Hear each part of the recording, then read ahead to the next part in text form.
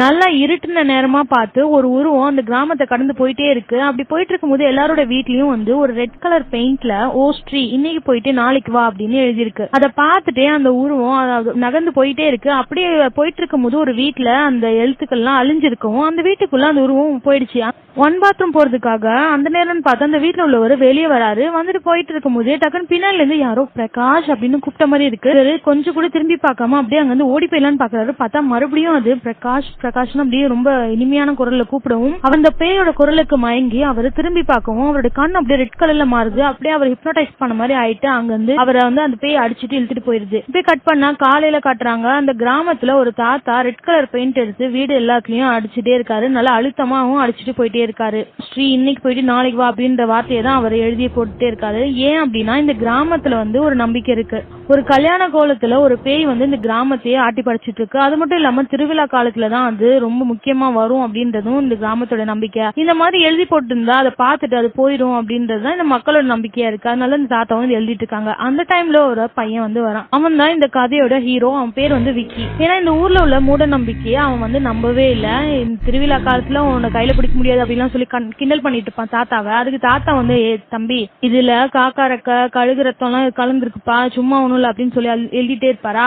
அப்போன்னு பக்கத்துல உள்ள ஒரு லேடி என்ன சொல்லுவாங்கன்னா நல்லா அழுத்தமா தேங்க, இப்பதான் ஒரு ஆளை காணாம போயிருக்கான், அதனால நம்ம இன்னும் நல்லா அழுத்தமா தான் தேய்க்கணும் அப்படின்னு சொல்லிட்டு இருப்பாங்க. இன்னும் நீங்களாம் திருந்த மாட்டீங்கடா அப்படின்னு சொல்லிட்டு ஹீரோவும் வந்து அவன் வீட்டுக்கு வந்துடுறான். நம்ம விக்கி வந்து ஒரு பெரிய ஆர்டிஸ்டா இருப்பான். ஆர்டிஸ்ட்னா வந்து பயங்கரமா துணி தப்பான். அதுலதான் அவன் வந்து ஃபேமஸாவும் இருப்பான். எப்படின்னா அவனோட திறமை எப்படின்னா ஒரு ஆளை பார்த்ததுமே இவங்க வந்து இப்படிதான் இந்த இவ்வளவு மெஷர்மெண்ட்ல தான் இருப்பாங்கன்ற அளவுக்கு அவனுக்கு நல்லாவே தெரியும். அந்த அளவு அவன் வந்து நல்ல கை தேர்ந்தவனா இருப்பான் தைக்கிறதுல. அப்படிதான் வந்து அந்த ஊர் மக்கள் எல்லாம் அந்த பெண்கள் எல்லாம் அப்படி லைன்ல நிப்பாங்க வரதுக்காக. அப்படி வந்ததும் அப்படி அவங்கள பார்த்து மெஷர் பண்ணி தச்சிட்டு இருப்பான். தச்சிட்டு கொஞ்ச நேரம் ரெஸ்ட் எடுக்கலாமேன்னு சொல்லிட்டு அப்படியே வெளியே வந்து உட்காந்துட்டு இருப்பான். அப்படி உட்காந்துட்டு போது பக்கத்துலயே ஒரு பொண்ணு வரா. அவ தான் நம்ம கதையோட ஹீரோயின். அவன் வந்துட்டு இந்த மாதிரி நீங்க தான் விக்கியா, அவங்கள பத்தி நல்லா கேள்விப்பட்டேனே, பெரிய ஆர்டிஸ்ட் ஆச்சு, நல்லா தப்பிங்களாமே, இந்த ஊர்ல எல்லாரும் சொல்லிக்கிறாங்க அப்படின்னு சொல்லுவாளா. ஆமாங்க உண்மைதான் அப்படின்னு சொல்லுவேன். இவனுக்கு ஒரு மாதிரி இதுவா இருக்கும் ஹீரோயினை பார்த்ததும். எனக்குமே வந்து இந்த துணியை தச்சு தரணும் அப்படின்னு சொல்லும்போது சரிங்க அப்படின்னு சொல்லி வாங்கிப்பான். ஆனா எவ்வளவு நாள்ல தச்சு தரணும் அப்படின்னு சொன்னா ஒரு 2-3 நாள்ல தச்சு தரணும் அப்படின்னு ஓகேப்பாளா. அவ்வளவு சீக்கிரமா எப்படி தச்சு தர முடியும் அப்படின்னு போது ஏதாவது பெரிய ஆர்டிஸ்ட் ஆச்சு, சீக்கிரமா தச்சு கொடுங்க எனக்காக அப்படின்னு சொல்லி அவள் பாத்துட்டே இருப்பாளா. இவன் என்ன சொல்லுன்னு தெரியாம இருக்கும்போது சரி கொடுங்க நான் வாங்கிட்டு போறேன்னு போவா. இல்ல நான் தச்சு தரேன் அப்படின்னு ஹீரோவும் சொல்லிடுவான். சரிங்க நான் தச்சு தரேன், உங்களுக்கு மெஷர்மெண்ட் எடுக்கணுமே அப்படின்னு சொல்லிட்டு இந்த ஜாக்கெட்டை கழட்டுங்க அப்படின்னு போது சரின்ட்டு அவளும் அப்படி போஸ்ட் கொடுத்துருப்பாளா. சரி கண்டுபிடிச்சேன், சீக்கிரமாவே உங்களுக்கு தச்சு கொடுத்தேன் அப்படின்னு சொல்லும்போது அவன் அங்க இருந்து கிளம்பிடுவா. ஐயோ போன் நம்பர் வாங்காம போயிட்டேனே அப்படின்னு நினைச்சிட்டு ஃபீல் பண்ணிட்டு இருப்பா ஹீரோ. இந்த விஷயத்த அப்படியே போயிட்டு அவனுக்கு 2 ஃப்ரெண்ட்ஸ் இருப்பாங்க. ஒருத்தன் பேர் பிட்டு, இன்னொருத்தன் பேர் ஜனா. 2 பேர்கிட்டயும் வந்து சொல்லும் போது அந்த பிட்டு என்ன பண்ணுவானா கிண்டல் பண்ணுவான். டே என்னடா இது பார்த்ததும் காதெல்லாம் இதுவா என்னடா கதை விட்டு இருக்க அப்படின்னு சொல்லி போகும்போது ஜனா என்ன பண்ணுவானா, டேய் நல்லா இருக்கடா உன் கதை சொல்றா, உன் கதையை கொஞ்சம் கேட்போம் அப்படின்லாம் சொல்லி கேட்டுட்டு டேய் இன்னைக்கு நைட்டு லோகேஷ் வீட்டுல பார்ட்டி இருக்கு தெரியும்ல, வாங்கடா எல்லாரும் கிளம்பலாம் அப்படின்னு சொல்லிட்டு அவனும் வந்து கூப்பிடுறான். இவங்க 3 பேருமே வந்து பிட்டுவோட பைக்லயே கிளம்பி நேரம் திருவிழாக்கும் போறாங்க. அன்னைக்கு நைட்டு திருவிழா எல்லாம் முடிஞ்சதும் அப்போ ஹீரோ என்ன சொல்றானா, நீங்க 2 பேரும் ஃபர்ஸ்ட் போங்கடா, அப்புறமா நான் வரேன், என்னோட ஆள் வந்து வெயிட் பண்றேன்னு சொல்லியிருக்கா இங்க வந்துதான் அப்படின்னு சொல்லும்போது டெய்லி எனக்கும் இந்த இன்ட்ரோ கொடுறா அப்படின்னு ஜனா வந்து கேட்கறான். அதெல்லாம் அப்புறமா நான் தரேன்டா, நானே இப்பதான் பேசவே ஆரம்பிச்சிருக்கேன், நீங்க கிளம்புங்கடா அப்படின்னு சொல்லிட்டு இவங்க 2 பேரையும் அனுப்பி வச்சுட்டு இவன் பக்கத்துல வந்து கோயிலுக்கு வெளியே ஒரு மண்டபமா இருக்கு, அங்க வந்து வெயிட் பண்ணிட்டு இருக்கான். அந்த நேரம் கரெக்டா ஹீரோயினும் அங்க வந்துடுறான். வந்ததும் அப்ப ஹீரோ கேட்கறான், என்னப்பா இந்த திருவிழாக்கு எல்லாம் வந்திருக்கீங்க, உங்க இதெல்லாம் பூஜை எல்லாம் முடிஞ்சிச்சு அப்படின்னு சொல்லும்போது இல்லங்க நான் போறதுக்குள்ளேயே பூஜையை முடிச்சுட்டாங்க அப்படின்னு சொல்லும்போது சரி பரவாயில்ல விடுங்க அப்படின்னு சொல்றான். சரி உங்களோட போன் நம்பர் தந்தீங்கன்னா நான் உங்களுக்கு எப்ப வேணாலும் கால் பண்ணுவேன்ல அப்படின்னு சொல்லும்போது போனு என்கிட்ட இல்லங்க அப்படின்னு ஹீரோயின் சொல்றாளா. இந்த காலத்துல போன் இல்லாத பொண்ணா, இந்த நைட்ல வந்து இருக்கீங்களே இப்போ உங்க வீட்டுல யாரும் தேட மாட்டாங்களா அப்படின்னு ஹீரோ கேட்கும்போது எனக்கு இருக்குதாங்க ரொம்பவே பிடிக்கும், அதனால நான் இருக்குலதான் எப்பவுமே வருவேன் போவேன் அப்படின்னு போது உங்களை கான்டாக்ட் பண்ணணும் அப்ப நான் என்ன பண்றது அப்படின்னு சொல்றானா. அதுக்கு ஹீரோயின் என்ன சொல்றானா, நீங்க வந்து என்ன நினைச்சாலே போதும் நான் அவங்க முன்னாடி வந்து நிப்பேன் அப்படின்னு சொல்றான். ஐயோ இது நல்லா ரொமான்டிக்கா இருக்கு அப்படின்னு ஹீரோக்கு வந்து தோணுது. அந்த நேரம் ஹீரோயின் வந்து ஒரு லெட்டர் எடுத்து ஹீரோட்ட கொடுக்குறா. இது வந்து அப்பவே அவன் படிக்கலான்னு வரான். இல்ல இப்ப படிக்காதீங்க நாளைக்கு காலையில படிங்க அப்படின்ட்டு அவ சொல்லிட்டு போறா. அப்படியே கட் பண்ணா இங்க பிட்டும் ஜானாவும் நடந்து போயிட்டே இருக்காங்க. அந்த டைம் திடீர்னு ஒரு ஆள் வந்து வராரு. அவர் வந்து நம்ம ருத்ரா அண்ணா அப்படின்னு வச்சுக்கலாம். ருத்ரா திடீர்னு வந்துட்டு டே இரண்டா பசங்களா தனியா நடந்து போயிட்டு இருக்கீங்க, இது திருவிழா காலம்டா தெரியாதா அவங்களுக்குலாம், ஸ்ரீ வந்து உங்களை எல்லாம் புடிச்சிட்டு போயிருவாடா, புடிச்சிட்டு போனது இல்லாம உங்களை தூக்கிட்டு போயிருவா, உங்க துணி மட்டும் தான் இங்க இருக்கும், உங்களை அப்படியே அவ இழுத்துட்டு போயிருவா அப்படின்லாம் சொல்லி பயமுறுத்துவோம். இவங்க 2 பேரும் நைட்ல நடந்து வராங்க, அதனால பயந்துடுறாங்க. ஆனா நீங்க இப்படி எல்லாம் பயமுறுத்துறீங்களே அப்படின்னு சொல்லும்போது சரி ஆனா அவகிட்ட தப்பிக்கிறதுக்கு 4 வழி இருக்கு. அதுல ஃபர்ஸ்ட் வழி என்ன தெரியுமா, ஓ ஸ்ரீ இன்னைக்கு போயிட்டு நாளைக்கு மன எழுதி வச்சுட்டு வீட்டுக்குள்ளே இருந்துடணும் அப்படின்னா அதை பார்த்து பாத்துட்டு அவ போயிடுவா அப்படின்னு சொல்றாங்க. அப்படி இல்லன்னா நம்ம வந்து அப்படியே சிங்கம் மாதிரி தனியா வரக்கூடாது, ஓனாய் மாதிரி கூட்டத்தோட தான் வரணும் அப்படின்னு சொல்றாரு. சரி, மூணாவது அட்வைஸ் என்ன அப்படின்னா, அப்படியே வந்து உங்களுக்கு வந்து பாத்துட்டா உங்களுக்கு பிடிக்க போற அப்படின்னா உங்களோட பேரை வந்து ஃபர்ஸ்ட் கூப்பிடுவா. நீ திரும்பலன்னா செகண்ட் கூப்பிடுவா, திரும்பலன்னா வந்து தேர்டா ஒரு வாட்டி கூப்பிடுவா. அவர் கூப்பிடும் போதே அந்த வசீகரத்துல நீங்க திரும்பிடுவீங்க, அப்படி மாய வார்த்தைகள் வந்து அவ கூப்பிடுவா அப்படின்ற மாதிரி சொல்றாரு. இதுல இருந்து எப்படின்னா தப்பிக்கிறது அப்படின்னா, 4வது வழி ஒண்ணு இருக்கு. அது சொல்றதுக்குள்ளேயே அவருக்கு ஒரு கால் வருது, அதனால அவர் அங்க இருந்து போயிட்டாரு. என்னடா இது இப்படி பயமுறுத்திட்டு அவர் படி கிளம்பிட்டாரு அப்படின்னு சொல்லிட்டு இருக்கும்போது எங்க பக்கத்துல ஏதோ ஒரு கண்ணு வந்து பிளிங்க் ஆற மாதிரி இருக்கு மரத்து பக்கத்துல. அதை பார்த்து பயந்து இருந்துங்க 2 பேரும் அலறி அடிச்சு ஓடி போயிட்டு அந்த பார்ட்டி நடக்குது அந்த வீட்டுக்குள்ள வந்துடுறாங்க. நீங்க ஹீரோயினை மீட் பண்ணிட்டு நேரா ஹீரோ விக்கியுமே வந்து பார்ட்டி நடக்கிற இடத்துக்கு வந்துடுறான். இப்ப எல்லாரும் சேர்ந்து அங்க நல்லா பாட்டு பாடி டான்ஸ் எல்லாம் ஆடிட்டு இருக்காங்க. அந்த டைம் ஹீரோக்கு வந்து ஒன் பாத்ரூம் வருமா, அவன் வெளியே வந்து சோத்துல ஒன் பாத்ரூம் வச்சுட்டு போயிடுறான். ஆனா அந்த இடத்துல அந்த பெயிண்ட் அடிச்சிருக்குமா, அதுல பண்ணதும் பெயிண்ட் எல்லாம் வந்து அழிஞ்சு போயிடுச்சு. இப்போ வந்து அந்த ஸ்ரீ பேய் வந்து ஊருக்குள்ள வர ஆரம்பிச்சிச்சு. அப்படி அது வந்துட்டே இருக்கும்போது இந்த இடத்த பார்த்து இந்த இடத்துல வந்து அழிஞ்சிருக்கா. இங்க வந்து பசங்க எல்லாம் வந்து டான்ஸ் எல்லாம் ஆடிட்டு இருக்காங்க. அந்த டைம்ல வந்து யாரோ கதவு தட்டுற மாதிரி இருக்கு. யாருன்னு கதவு வந்து பார்த்தா அங்க ஒரு கால்கள் வந்திருக்காங்க. அவங்கள வீட்டோட ஓனர் தான் கூப்பிட்டுருப்பான் போல. அவன் நான் தான் என் ஃப்ரெண்டு தான் அப்படின்னு சொல்லிட்டு அவன் கூப்பிட்டு அப்படியே மாடிக்கும் போறான். கீழே வந்து எல்லாரும் டான்ஸ் எல்லாம் பண்ணிட்டு இருப்பாங்க. அந்த நேரம் பார்த்து கரண்ட் இன்னும் ஆஃப் ஆயிடுச்சா, இன்னும் கரண்ட் ஆஃப் ஆயிடுச்சு அப்படின்னு சொல்லிட்டு இவன் என்ன பண்றான், கீழே போயிட்டு கேண்டில் எல்லாம் எடுத்துட்டு வரான். அந்த மேல போயிருப்பான் அவன் எடுத்துட்டு வந்து அப்படியே மேல வந்ததும் அங்க பார்த்தா அவன் லைட்டை வந்து ஆன் பண்ணி பார்த்தான். கரண்ட் அந்த நேரம் வந்துருது. குளத்துல ஒரு பேய் வந்து நின்னுட்டு இருக்க தெரியுது. டக்குன்னு அது என்ன பண்ணுது, அவனை புடிச்சு இழுத்துட்டு அப்படியே கண்ணாடியை உடைச்சிட்டு வந்து போயிட்டு என்ன சத்தம்னு சொல்லிட்டு எல்லாரும் மேல ஏறுறாங்க. வந்து பார்த்தா ஸ்ரீ பேய் வந்து தூக்கிட்டு போயிடுச்சு. அந்த கால்கள் வந்து சொல்றாங்க, எப்படி அதை தூக்கிட்டு போச்சு, மேல வெளியே பெயிண்ட் எல்லாம் எழுதி வச்சோமே அப்படின்னு சொல்லிட்டு பெயிண்ட் வந்து பார்த்தா பெயிண்ட் அழிஞ்சிருக்கு. ஆடுறா இந்த வேலையை பார்த்தது அப்படின்னு சொல்லும் போது ஜனா என்ன பண்ணினா, டேய் நீ தானடா அந்த வேலையை பார்த்துட்டு அப்படின்னு சொல்லி மாட்டி கொடுக்கும். எல்லாருக்குள்ள கலவரம் வந்துருது. அப்போ ஹீரோ விக்கி என்ன பண்றான், திடீர்னு டேய் ஃபர்ஸ்ட் அந்த பேய்கிட்ட இருந்து அவனை காப்பாத்து வாங்கடா அப்படின்னு சொல்லிட்டு எல்லாரும் கூட்டமா போய் பாக்குறாங்க. பார்த்தா காட்டுக்குள்ள ஒரு இருட்டா இருக்கு. இருட்டுல தான் போகணும்னு இல்ல அதுல கூட நம்ம எல்லாம் போய் செக் பண்ணலாம் அப்படின்னு சொல்லிட்டு எல்லாரும் அவங்க வீட்டுக்கும் போயிடுறாங்க. அன்னைக்கு அப்படியே வந்து விடிஞ்சதும் வந்து ஹீரோ அப்படியே வந்துட்டு இருக்கும்போது உங்களை பார்க்க யாரும் வந்திருக்காங்கன்ட்டு அந்த டைலரிங் அசிஸ்டன்ட் இருப்பார்ல அவர் வந்து சொல்லுவோம், யார் அது அப்படின்னு சொல்லிட்டு ஹீரோ போய் பார்த்தா அந்த கால்கள் வந்திருக்காங்க. உடனே அவன் என்ன பண்றான், டக்குனு ஷர்ட் எல்லாம் போட்டுட்டு எதுக்கு இங்கெல்லாம் வந்தா அப்படின்னு சொல்லும்போது, டேய் நீ தான்டா உச்சா போயிட்டு அழிச்சு விட்டு உள்ள பேய வந்து வர விட்ட, அதனால எனக்கு காசு கொடுக்கறவனு பறந்து போயிட்டான், நீ தான்டா அதை கொடுக்கணும் அப்படின்னு சொல்லும்போது, நான் கொடுக்கணுமா, நான் என்ன பண்றது அப்படின்னு சொல்லி பேசிட்டு இருக்கும்போது அதை பார்த்து அப்பா வந்து ஓடி வந்துடுறாரு. வந்துட்டு அவளுக்கு எவ்வளவு காசோ அதெல்லாம் கொடுத்து அனுப்பி விட்டுட்டு வாப்பா அப்படின்னு சொல்லிட்டு வந்து விக்கியை கூட்டிட்டு உள்ள வராரு. வந்துட்டு பாரு ஒண்ணு மாதிரிதான் நானுமே சின்ன வயசுல இருந்தேன், எனக்குமே நிறைய இந்த மாதிரி வந்து ஃப்ரெண்ட்ஸ் எல்லாம் இருந்தாங்க. நான் உங்க அம்மா வந்து நான் எப்ப பார்த்தனோ அதுல இருந்து இதெல்லாம் நான் விட்டுட்டேன், உங்க அம்மா மட்டுமே நான் லவ் பண்ணேன் நேசிச்சேன், அப்புறம் தான் நீ வந்த, அப்படியே எங்க வாழ்க்கை வந்து நல்லா போயிட்டு இருந்துச்சு, அதனால இதெல்லாம் நான் இப்ப வச்சுக்காத, உனக்கான ஒருத்தி வருவா அவ கூட நீ சேர்ந்து எல்லாத்துமே பண்ணிக்கோ அப்படின்னு வந்து சொல்லவும், அப்பா நீ வேற ஏப்பா நிலம தெரியாம பேசிட்டு இருக்க, ஃபர்ஸ்ட் போப்பாங்க அப்படின்னு சொல்லிட்டு அப்பா அனுப்பிவிட்டு இப்ப என்ன பண்றான், ஹீரோயின் லெட்டர் கொடுத்திருப்பாள் அதை எடுத்து அவன் படிக்க ஆரம்பிக்கிறான். படிச்சா வந்து அவன் ரொம்ப சந்தோஷமாயிடுறான் அந்த லெட்டர் படிச்சதும். அப்படியே நேரா அதை எடுத்துட்டு அவன் ஃப்ரெண்ட்ஸ் கிட்டயும் போறான். விட்டு அந்த லெட்டர் டக்குன்னு வாங்கி படிச்சு பார்க்கும்போது டியர் விக்கி அப்படின்னு ஆரம்பிச்சிருக்கு. பாத்தியாடா அவளுக்குள்ள ஆசை இருக்கனால விக்கி எல்லாம் எழுதிருக்கா அப்படின்லாம் சொல்லும்போது இருங்கடா அப்படின்னு சொல்லிட்டு அடுத்த லைன் படிச்சா இதுல என்னன்னா பல்லி வாலு பூனை முடி அப்புறம் வந்து பூசணி பூ அப்படிலாம் சொல்லி மட்டன் கறி அதெல்லாம் எழுதி வச்சிருக்கு. என்னடா இதெல்லாம் வந்து அடுத்த வாட்டி என்ன மீட் பண்ண வரும்போது வாங்கிட்டு வான்னு எழுதிருக்கு. டேய் என்னடா இது, உன் ஆளு லவ் பண்ண கூப்பிடுதா இல்ல சூனியம் வாங்கி கூப்பிடுதாடா, ஏதோ சரியில்லையா அப்படின்னு சொல்றான். இங்க பாடுறா என் ஆளு ஃபர்ஸ்ட் டைம் வந்து அதை வந்து வாங்கி கேட்டுக்கா, அதனால நான் கண்டிப்பா வாங்கி தரணும், அது ஹெல்ப் நீங்க தான் பண்றீங்க அப்படின்னு சொல்லிட்டு நெக்ஸ்ட் சீன்லயே எல்லாரும் சேர்ந்து தான் இதெல்லாம் வந்து ரெடி பண்றாங்க. அப்படியே ஹீரோ வந்து பல்லியை துரத்துறான் பூனையை துரத்துறான் அதெல்லாம் பண்ணி எல்லாத்தையும் எடுத்து பேக் பண்ணிட்டு அவன் என்ன பண்றான், எப்பவும் போல அந்த ஒரு மண்டபத்துக்கிட்ட அந்த கோயிலுக்கு வெளியே வந்து மண்டபம் இருக்கு, அங்கதான் வந்து ஹீரோயின்காக வெயிட் பண்ணிட்டு இருக்கான். அதே நேரம் பிட்டு இருக்கான் வந்து ஒரு துணிக்கடை வந்து வச்சிருக்கான். அந்த கடைக்கு வந்து ஒரு கஸ்டமர் வந்து பேசிட்டு இருக்காங்க, சீக்கிரமா வீட்டுக்கு போகணும் இல்லன்னா ஸ்ரீ வந்துரும் அப்படின்னு சொல்லி பேசிட்டு இருக்காங்க. அப்போ வந்து டக்குன்னு ஹீரோட ஞாபகம் வந்து பிட்டுக்கு வருது. இவன் வேற ஏதோ ஒரு பொண்ணு கிட்ட போயிட்டு பேசிட்டு இருக்கான், அவன் வேற பள்ளி வாலி அதெல்லாம் கேட்டுட்டு இருக்காளே இது சரியில்லையே அப்படின்னு சொல்லிட்டு டக்குன்னு ஜனாக்கு கிட்ட வந்து சொல்றான், நம்ம ஃப்ரெண்டு வந்து இப்படி மாட்டிக்க போறான்டா, ஒரு வேலை இவதான் ஸ்ரீயா இருக்குமோன்னு எனக்கு வேற டவுட்டா இருக்கு, இது வேற நான் ராத்திரி மட்டும் தான் வரா, அது மட்டும் இல்லாம தேவையில்லாத பொருள் எல்லாம் கேட்டிருக்காளே எனக்கு வந்து டவுட்டாவே இருக்கு, இது வரைக்கும் நம்ம கூட அவளை பார்த்ததே இல்ல, கண்டிப்பா வந்து இவதான்டா ஸ்ரீ, நம்ம ஃப்ரெண்டை எப்படியாவது காப்பாத்தணும் அப்படின்னு சொல்லும்போது ஜனாவும் ஆமாண்டா நம்ம ஃப்ரெண்டோட உயிருக்கே ஆபத்து நம்ம தான் போய் காப்பாத்தணும் அப்படின்னு சொல்லிட்டு அவனும் இருக்கான். இங்க ஒரு பக்கம் ஹீரோயின் வந்து வந்துடுறாளா, வந்ததும் இங்க பாருங்க இன்னைக்கும் வந்து நீங்க கோயிலுக்கு லேட்டா வந்துட்டீங்களா, கரெக்டா எனக்கு தெரியும், அதனால உங்களுக்கு பிரசாதம் எல்லாம் வாங்கி வச்சிருக்கேன் அப்படின்னு சொல்லி கொடுக்குறான். ஹீரோயின் அந்த பிரசாதம் எல்லாம் வாங்கிக்கவே இல்ல. என்னங்க நான் கேட்ட பொருள் வாங்கிட்டு வந்தீங்க அப்படின்னு ஹீரோயின் கேட்கறா. ஆமாங்க அந்த பூனை முடிய பிடிக்கிறதுக்கு நான் பட்ட பாடு எனக்கு தானே தெரியும் அப்படின்னு சொல்லிட்டு அவ வந்து அந்த திங்ஸ் எல்லாம் வந்து ஹீரோயின் கிட்ட வந்து விக்கி வந்து தரான். வாங்கிட்ட ஹீரோயின் வந்து என்னங்க இது இங்க ஏதோ பண்ண போறோமா அப்படின்னு சொல்லும்போது இங்க இல்ல நான் ஒரு இடத்துக்கு கூட்டு போறேன் வாங்க அங்க போய் தான் நம்ம பண்ண போறோம் அப்படின்னு சொல்லி கூட்டிட்டு போறான். அது தனியான பிளேஸ் அப்படின்னு சொல்லிட்டு ஹீரோவும் ஜாலியா கூட வந்துட்டு இருக்கான். அதே நேரம் இங்க வந்து 2 பேர் இருக்காங்களே பிட்டும் ஜனாவும் ஹீரோ தேடி போலாம் அப்படின்னு சொல்லும் போது லவ்வர்ஸ் எல்லாம் எங்கடா எப்பவுமே இருப்பாங்க அப்படின்னா ஆற்றங்கரையில தாண்டா எப்பவுமே லவ்வர்ஸ் எல்லாம் இருப்பாங்க, அங்கதான் இவங்களும் இருப்பாங்க, அங்க போலாம் அப்படின்னு சொல்லிட்டு இவங்க 2 பேரும் அங்க போயிட்டு இருக்காங்க. ஹீரோயின் வந்து ஹீரோவை கூட்டிட்டு ஆற்றங்கரைக்கு எல்லாம் போல அவ ஒரு காட்டு பகுதியுமா இருக்கு. அந்த இடத்துல வந்து ஃபயர் எல்லாம் வச்சு கேம்ப் ஃபயர் மாதிரி பண்ணிட்டு அவங்க 2 பேரும் உட்காந்து ஏதோ பேசிட்டு இருக்காங்க. ஆனா ரொமான்டிக்கா பேசிட்டு இருக்கவங்க இவங்க 2 பேரும் இங்க ரொமான்ஸ் பண்ணிட்டு இருக்கு. அதே நேரம் வந்து ஆற்றங்கரையில வந்து இவங்க 2 பேர் பாக்குறாங்க. பார்த்தா ஆளை காணோம். இந்த இடத்துல வேற ரொம்ப இருட்டா இருக்கு, இவங்களையும் காணோம். நம்ம காலையில கூட வந்து நம்ம ஃப்ரெண்ட பாத்துக்கலாம்டா, உனக்கு ஒன்னும் ஆகாததெல்லாம் நம்ம சரின்னு வீட்டுக்கு போலான்னு கிளம்புறாங்க. கிளம்பி பைக்ல போயிட்டு இருக்கும்போதே வந்து பெட்ரோல் வந்து தீர்ந்துருச்சு. அட பாவி, பெட்ரோல்ல கூட ஒழுங்கா போடாமலாடா இந்த மாதிரி தேடுறதுக்கு என்ன கூட்டிட்டு வந்தேன்னு ஜனா வந்து கத்துறான். அப்படின்னு இவங்க நடந்து போயிட்டே இருக்காங்க. அப்ப அவங்களோட இடமும் வந்துருச்சு.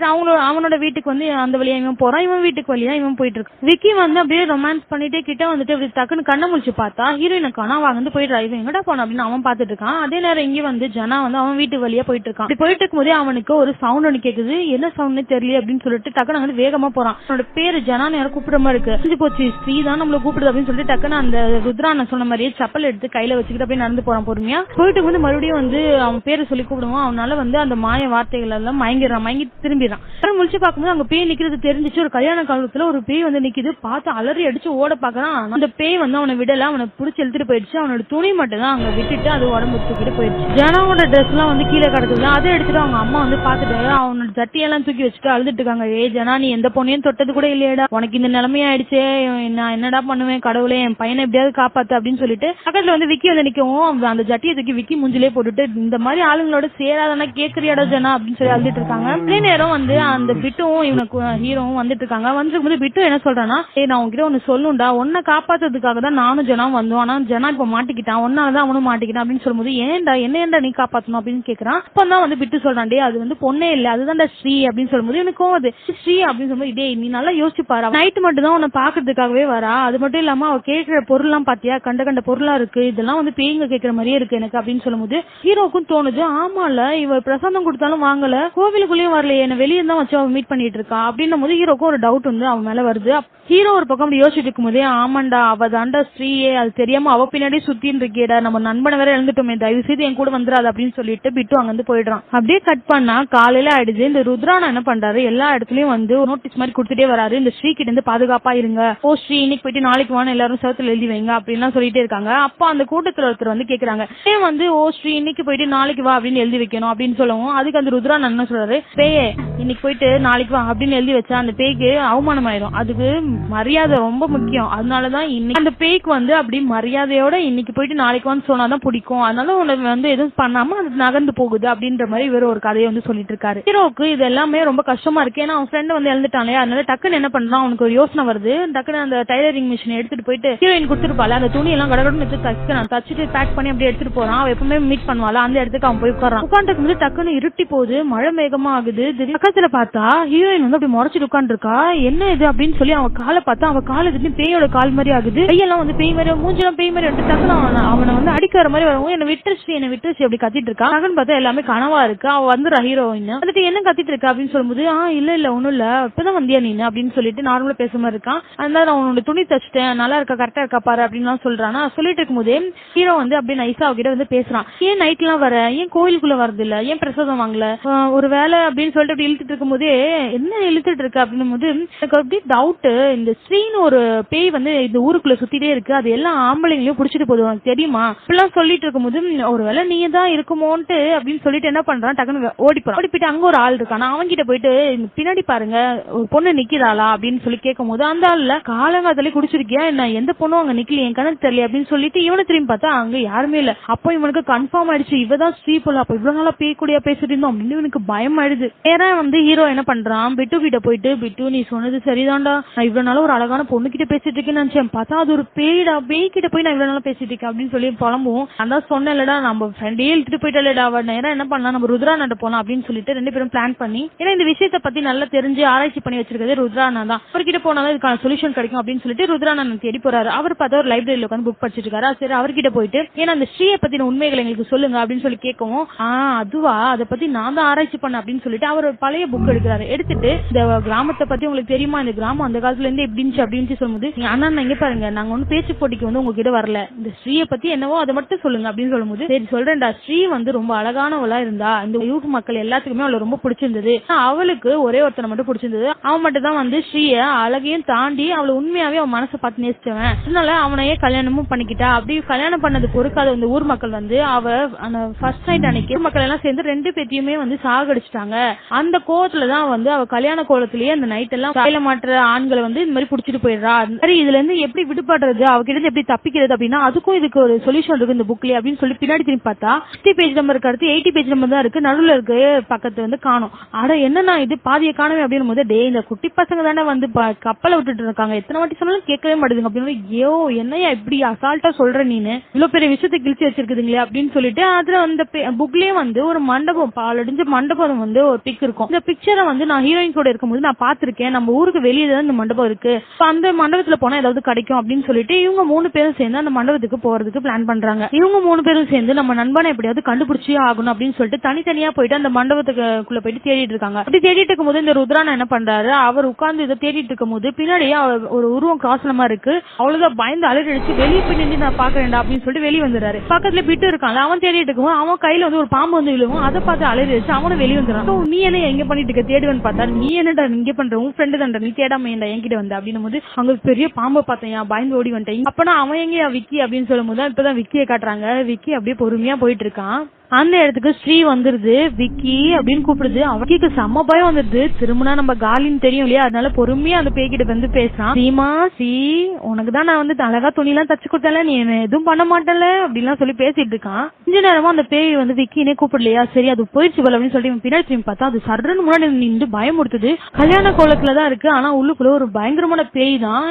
ஹீரோவையும் வந்து அப்படியே அது வசியம் பண்ணுது. வசியம் பண்ணி அவன் கண்ணும் அப்படியே ரெட் ஆகுது. சரி கொஞ்ச நேரத்துல இவன் துணியும் கீழே போட்டுட்டு தூக்கிட்டு போகுது அப்படின்னு நினைச்சா அதுதான் இல்ல, அங்க பெரிய ட்விஸ்ட் இருக்கு. அந்த இடத்துல ஹீரோயின் வந்து ஒரு பொடி மாதிரி தூவும், அந்த பேய் வந்து அங்க இருந்து மறைஞ்சு போயிடுச்சு. டக்குனு ஹீரோ வந்துட்டான். அவன் வந்துட்டு நீ வந்து பேய் இல்லையா, நீ ஸ்ரீ இல்லையா அப்படின்னு சொல்லி அந்த பேய் கிட்ட இருந்து தப்பிச்சிட்டோமேன்னு சந்தோஷப்படல. ஹீரோயின் வந்து ஸ்ரீ இல்லையன்னு சொல்லிட்டு அதுக்கு அவன் சந்தோஷப்பட்டு இருக்கான். நான் ஏன் ஸ்ரீயா இருக்க போறேன், நான் வந்து ஸ்ரீ அழிக்கதான் வந்தேன் அப்படின்னு சொல்லிட்டு வெளியே வந்துடுறாங்க எல்லாரும். வெளியே வந்ததும் இவதான் ஹீரோயின் அப்படின்னு சொல்லி எல்லா இன்ட்ரோ எல்லாம் கொடுக்குறான். இவ ஸ்ரீ இல்லடா, இவதாண்டா என்ன ஸ்ரீ கிட்ட இருந்து காப்பாத்துனா அப்படிலாம் சொல்லவும் அப்படியாமா எப்படி உனக்கு இதெல்லாம் தெரியுது அப்படின்னும் போது நான் இதை பத்தி தான் ஆராய்ச்சி பண்ணிட்டு இருக்கேன். என்னோட ஃப்ரெண்டு வந்து ஸ்ரீ கிட்ட மாட்டிக்கிட்டான், அவனை என்னால காப்பாற்ற முடியல, அதனாலதான் திருவிழா காலங்களில் நான் வந்து அந்த ஸ்ரீயை எப்படி எல்லாம் தடுக்கணும்ன்றதுதான் பத்தி ஆராய்ச்சி பண்ணி நான் கண்டுபிடிச்சிட்டு இருக்கேன் அப்படிலாம் சொல்லுவாளா. அப்படியா அப்படின்னு சொல்லி இவங்க பேசிட்டு அப்படி போயிட்டு இருக்கும் போதே அந்த டைம்ல சத்தம் கேட்கும். பின்னாடி திரும்பி பார்த்தா ஜனா வந்துடுறான். அந்த இடத்துக்கு எல்லாருக்கும் ரொம்ப சந்தோஷமா எடுத்து ஜனாவை கூட்டிட்டு வீட்டுகளையும் வந்து கூட்டிட்டு வந்து அவங்க அம்மாட்ட விட்டுறதும் அவங்க அம்மா ரொம்ப சந்தோஷப்படுறாங்க. ஜனா நீ திரும்பி வந்துட்டியா, நான் நினைச்சிட்டே இருந்தேன்டா உனக்கு எதுவுமே ஆகாது, நீ என்கிட்ட திரும்பி வந்துருவேன் அப்படின்னு அம்மா எல்லாம் சொல்லிட்டு இருக்காங்க. யாருப்பா உன்னை காப்பாத்துறது, விக்கியா, அப்பா அன்னைக்கு தெரியாம சட்டியெல்லாம் தூக்கி போட்டேன்ப்பா, அதெல்லாம் பெருசா எடுத்துக்காதப்பா அப்படிலாம் சொல்லவும் அவன் வந்து சரிமா ஒண்ணும் நடந்து நினைக்கல அப்படின்னு சொல்லிட்டு இருக்கும்போது ஜனா என்ன பண்றா, எனக்கு தூக்கம் வருது அப்படின்னு சொல்றானா.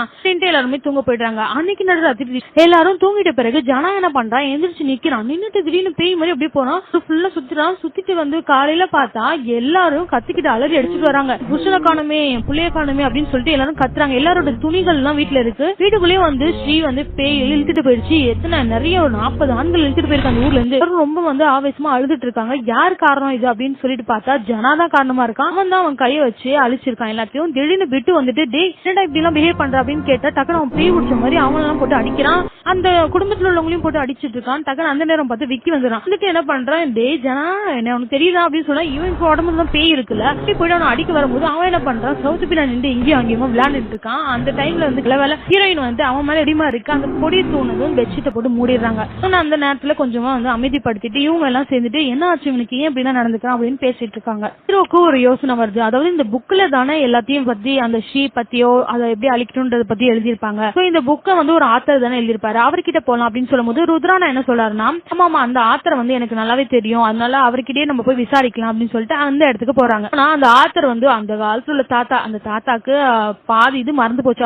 அவர் வந்து ஒரு மனநோயாளியா இருக்காரு. அதனால இவங்க என்னதான் சொன்னாலும் அவரு அதுக்கு ஆன்சரே பண்ண மாட்டாரு. இதெல்லாம் சரிப்பட்ட வராது, இந்த தாத்தா எல்லாத்தையும் மறந்து போச்சு போல, வாங்க போலாம் அப்படின்னு சொல்லிட்டு ஹீரோ எல்லாத்தையும் கூட்டிட்டு வரானா. கூட்டிட்டு வந்து அவருக்கு எது கோவம் வந்துச்சு போல, டக்குன்னு வெளியே வந்துறாரு. யாருக்கிட்ட எல்லாமே வந்து போச்சு, எனக்கு எல்லாமே ஞாபகம் இருக்குடா, ஸ்ரீ பாவண்டா, அவள் நேசிச்ச ஒருத்தனை கல்யாணம் பண்ணி அவளை கூட வாழவே விடாம இந்த ஊர் மக்கள் எல்லாம் அழிச்சிங்கள, அவ வந்து உங்களை சும்மாவே விட மாட்டாடா அப்படிலாம் சொல்லி அவர் கத்திக்கிட்டு இருக்காரு. ஆனா ஒரே ஒருத்தனால மட்டும் அவளை அடக்க முடியும்டா. அவன் எப்படி இருப்பானா, அவன் மூக்கு நீளமா இருக்கும், அவன் நல்லா வெள்ளையா இருப்பான், அவன் வந்து ஆற்றங்கரை ஓரத்துல பிறந்தவனா இருப்பான், அவன் குடும்பத்துக்கு இளவரசனாவும் இருப்பான் அப்படிலாம் சொல்றாரு. அது மட்டும் இல்லாம இந்த ஊரோட காவலனும் அவன் தான். கடைசி என்ன சொல்றாருன்னா, அவன் வந்து ஒரு ராஷ்டிரியோட பையனா இருப்பான் அப்படின்னு சொல்லிடுறாரு. இந்த அம்சங்கள்லாம் யாருக்கு இருக்கோ அவனால மட்டும் தான் ஸ்ரீயை வந்து அடக்க முடியும் அப்படின்னு சொல்லிடுறாரா. அவங்க எல்லாம் சேர்ந்து வீட்டுல உட்காந்து டிஸ்கஸ் பண்ணிட்டு இருக்காங்க. அப்படி பண்ணிட்டு இருக்கும்போது பிட்டுக்கு வந்து ஒரு யோசனை, டே உன் மூக்க கட்டு நீளமா இருக்கே, இந்த விக்கிய பார்த்து சொல்லிட்டு இருக்கான், இந்த படலூஸ் அப்படின்னு சொல்லிட்டு இவன் சொல்லிட்டு இருக்கானா. இது வந்து பிட்டு, டே அது மட்டும் இல்லடா, நீ உங்க பாட்டியோட ஆட்டங்கர ஓரத்துல தானே பிறந்த, ஆமாண்டா அதுவும் கரெக்டா இருக்கு, அப்புறம் நீ தாண்டா இந்த குடும்பத்துல நீ மட்டும் தான் பர்சனா இருக்க,